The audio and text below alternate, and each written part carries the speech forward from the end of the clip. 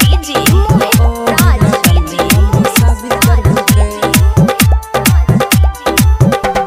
दीवार शादी करबो के बोले रोने ले बैगे मम्मी पल्सर ले बैगे बोले रोने ले बैगे मम्मी पल्सर ले बैगे अपन कनिया के